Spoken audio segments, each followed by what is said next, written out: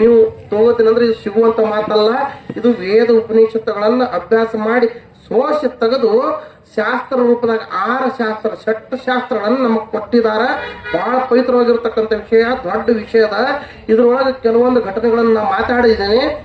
ಇದ್ರೊಳಗೆ ಮಾತಾಡಿದ ಇವತ್ತಿನ ಪ್ರವಚನದೊಳಗಿನ ವಿಷಯಗಳು ಯಾರಿಗಾರ ಬಹುಶಃ ಕೆಲವೊಬ್ಬರಿಗೆ ನೋವಾಗಿದ್ರು ಕೂಡ ಅದನ್ನೆಲ್ಲ ಎಲ್ಲಾ ಲಿಂಗಮುತ್ತನ ಪಾದಿಗೆ ಹಾಕಿ ಇದ್ರೊಳಗಿನ ಚಲೋ ಯಾವ್ದಾದ್ರು ಅದ್ರ ಆಯ್ಕೆ ಮಾಡ್ಕೊಂಡು ನಾವು ಬದುಕಲಿಕ್ಕೆ ಪ್ರಯತ್ನ ಮಾಡಿದೆವು ಅಂದ್ರೆ ನಾವು ಮನುಷ್ಯರಾಗ್ತೇವಿ.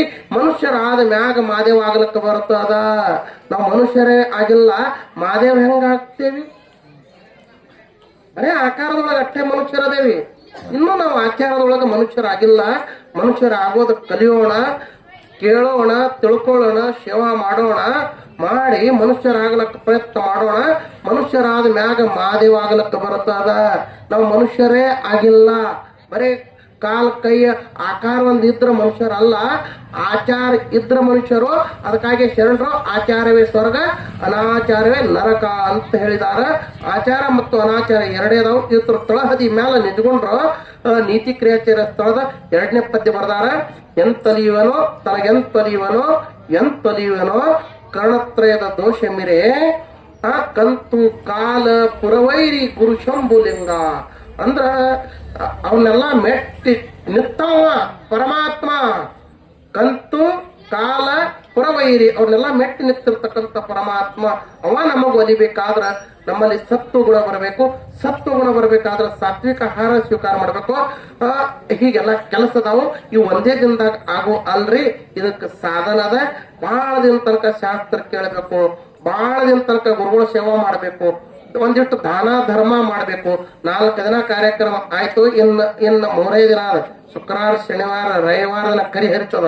ಬರೇ ರವಿವಾರ ಕರಿ ಹರಿದಿರ್ತದ. ಅಲ್ಲಿ ಕಾಕಂಡಿಕೆ ಕರಿ ಅಂತ 7 ಊರ್ ಕರಿ ಅದ ನಮ್ಮ ಸೈಡ್. ಅಲ್ಲಿ 7 ಊರ್ ಕರಿ ಒಂದೇ ಊರ್ನವ್ರು ಹರಿತಾರ.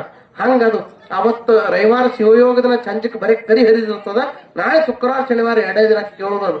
ಕೇಳಿ ಏನ್ ಮಾಡುದು ಅಂತ ಕೇಳಿದ್ರ, ನೀವು ಯಾರು ಗೃಹಲಕ್ಷ್ಮಿ ರೊಕ್ಕ ಅಂತ ಒಟ್ಟ ಒಬ್ರು ತಂದೆ ಕೊಟ್ಟಿಲ್ಲ ನನಗೆ ಅವನಿಗೆ ನಗಪಕ್ಕ ಬೇಡ, ಸಕಾಟ್ ಕೊಟ್ಟ ಪರಮಾತ್ಮ. ಅವ ಎಲ್ಲ ಗುರುವಿನ ಕಾರ್ಯ ಮಾಡಕತ್ತಾನ. ನೀವು ಅವಾಗಳು ಗೃಹಲಕ್ಷ್ಮಿ ರೊಕ್ಕ ಎಲ್ಲಿಟ್ರಿ ಅವ ನಮ್ಮವಳೆ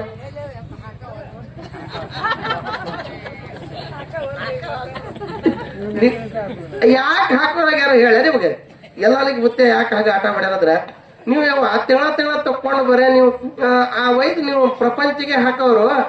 ಅದು ಮಣ್ಣೆ ಇದು ಮಣ್ಣೆ, ಮೊಮ್ಮಕ್ಕಳಿಗೆ ಅರಿಬಿ ತಗೊಂಡೆ, ಸಸ್ತರಿಗೆ ಸೀರೆ ತಗೊಂಡೆ, ಆತಿಗಳಿಗೆ ಅದು ತಗೊಂಡೆ, ಇದು ತಗೊಂಡೆ, ಬಂಗಾರ ತಗೊಂಡೆ, ಬೆಳ್ಳಿ ತಗೊಂಡೆ. ಇನ್ನೇನು ಬಂಗಾರ ಬೆಳ್ಳಿ ಬರಲ್ಲ ಬಿಡ್ರಿ ರೊಕ್ಕನಾಗ. ನೀವು ಅದು ಇದು ಬಜಾರ್ ಮಾಡ್ಲಿ, ಅದು ಮಾಡಿ ಇದು ಮಾಡಿ ಬೇಡರಲ್ಲೇ ಮಾಡ್ರಿ. ನಿಮಗ್ ಕೊಟ್ಟಾನ ನೀವು ಮಾಡಿ, ನಿಮ್ ರೊಕ್ಕಿ ನಾನು ಮಲ್ಕರಲ್ಲ.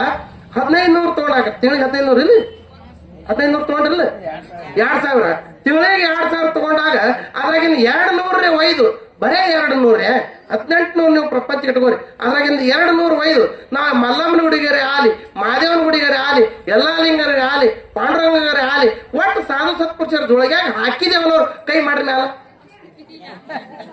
ಬಹಳ ಬಿರಿಬತ್ತಾರ ಬಹುಗಳು. ಅದಕ್ಕ ನೋಡ್ಯವ, ಅದಕ್ಕ ಅವ್ರು ಹಾಕೋಲಾಗ್ಯಾರ ರೊಕ್ಕ. ನೀವು ನಾಳೆಗೆ ರೊಕ್ಕ ಜಮಾ ಆಗಲಿ ನಾವು ಒಯ್ದೊಳಗೆ ಹಾಕ್ತೇವೆ. ಅದ್ರಾಗ ಒಂದು 200 ಅಂತೇಳಿ ಬೆಡ್ಕೋರಿ, ಭಗವಂತಕ್ಕೆ ಬರ್ತಾವ ರೊಕ್ಕ. ಏನು ಹೋಗಾಗಿಲ್ಲ, ನಿಮಗೆ ಬರ್ತಾವ. ಇರ್ಲಿ, ನಿಮ್ಮಂತ ಪುಣ್ಯವಂತರು ಯಾರಿಲ್ಲ. ಯಾನ್ ಮಣಿತಾನ 10 ವರ್ಷ 20 ವರ್ಷದಿಂದ ಅವೆಲ್ಲ ಹೋಗ್ಯಾವ. ಈಗೆಲ್ಲ ಈ ಸತ್ಯ ಏನದಾರ ಸತ್ಯಾರ ನಮಗ್ ಬೇಕಂತ ಸತ್ಯಾರು, ನಮಗ್ ಬೇಕಂತ ಆರ್ತಿಗಳು ಹಿಂಗಿತ್ತು. ಇದು ಕಂಪ್ನಿ ಇದು ಜಗಳ. ಅವ್ರಿಗೆ ಮೋದಿ ರೊಕ್ಕ ಕೊಟ್ಟಾನ, ಹೊರವಳಿಗೆ ರೊಕ್ಕ ಕೊಟ್ಟಾನ. ಇಲ್ಲಿ ನಿಮಗೆ ಅದು ಯಾವ್ದು ಯೋಜನೆ? ಎಂತ ಪುಣ್ಯವಂತರು, ನಿಮ್ಮಂತ ಪುಣ್ಯವಂತರು ಯಾರಿಲ್ಲ. ಒಂದ್ ಮಾತು ಹೇಳ್ತೀನಿ, ಅವ ರೊಕ್ಕ ಕೊಡ್ತಾನೆ, ಇವ ರೊಕ್ಕ ಕೊಡ್ತಾನೆ ಅಂತೇಳಿ ಅದ್ರ ಮೇಲೆ ಆಸೆ ಇಟ್ಕೊಂಡು ಅದ್ರ ಮೇಲೆ ಜೋರಿಸ್ಕೊಂಡ್ರು ನಮ್ಮ ಧರ್ಮ ಅಲ್ಲ.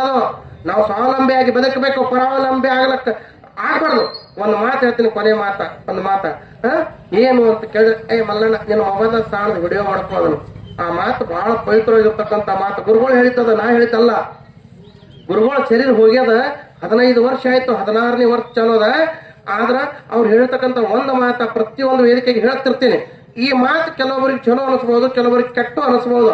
ಆದ್ರೆ ಏನ್ ಹೇಳಿದಾರ ಸದ್ಗುರು ಮಧುಗೊಂಡೇಶ್ವರರು ಏನ್ ಉಪದೇಶ ಮಾಡಿದಾರ ಅಂತ ಕೇಳಿದ್ರೆ, ಕೈ ಜೋಡಿಸಿ ಎಲ್ಲಾ ಶಿಶು ಮಕ್ಕಳಿಗೆ ಭಕ್ತರಿಗೆ ಕೊನೆ ಮಾತು ಹೇಳಿದಾರ. ಯಪ್ಪ ಒಂದು ಮಾತು ಹೇಳ್ತೀನಿ, ಇದೊಂದು ಮಾತು ನೆನಪಿಡ್ರಿ. ಏನು ಅಂತ ಕೇಳಿದ್ರ, ಚಂದಾಗೆ ದುಡ್ಕೊಂಡು ತಿನ್ರಿ. ಕೇಳಿದ್ರೆ ಎಲ್ಲ ರೈತರದಿರಿ, ಚಂದಗೆ ದುಡ್ಕೊಂಡು ತಿನ್ರಿ. ದುಡ್ಕೊಂಡು ತಿನ್ನೋದು ಆಗಲಿಲ್ಲ ಅಂದ್ರ ಬಗಲಿಗೆ ಜೋಳಿಗೆ ಹಾಕೊಂಡು ಬೇಡ್ಕೊಂಡು ತಿನ್ರಿ.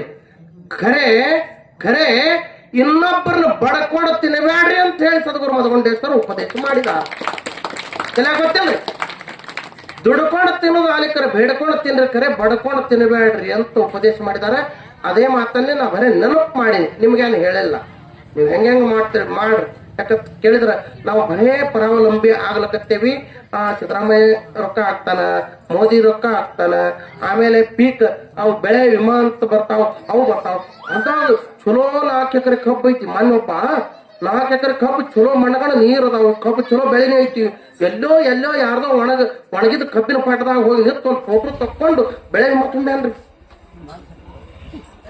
ಬೆಳೆ ವಿಮಾ ತೆಗೆದು 2 ಹೆಕ್ಟರ್ಕ್ಕೆ 50,000 ರೊಕ್ಕ ತಗೊಂಡಾನು. ಇದು ಹುಸ್ತನ ಅಲ್ಲೇನೋ, ಇದು ಹುಸ್ತನ ಅಲ್ಲೇನೋ. ಇಂಥವ್ರಿಗೆ ರೈತರು ಅನ್ನಂಗಿಲ್ಲ.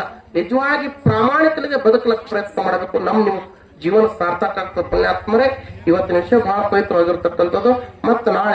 ಮತ್ತೆ ನಾಳೆ ನೀತಿ ಕ್ರಿಯಾಚಾರದ 14ನೇ ಪದ್ಯದೊಳಗೆ ಬಹಳ ಕಿಮ್ಮತ್ತಿನ ಮಾತುಗಳನ್ನು ನಿಜಗೊಂಡು ಉಪದೇಶ ಮಾಡ್ಯಾರ. ಇವುಗಳನ್ನು ಆಧಾರವಿಟ್ಟುಕೊಂಡು ಮತ್ತೆ ನಾಳೆ ಚಿಂತನೆ ಮಾಡೋಣ, ನಾಡದ ಚಿಂತನೆ ಮಾಡೋಣ.